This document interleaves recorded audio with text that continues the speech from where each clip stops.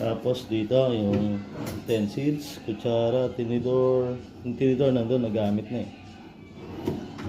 Tapos ito, yung pinggan. Yan. Same time, meron silang malaking rep.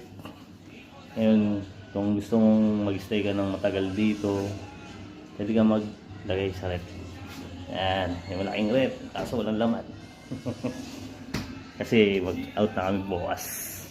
Tapos, sa left side ko is yung CR.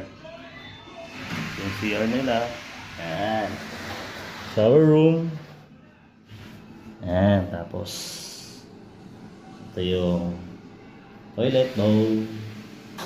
So, ito na yung yan. Medyo makalat na kasi gamit na namin.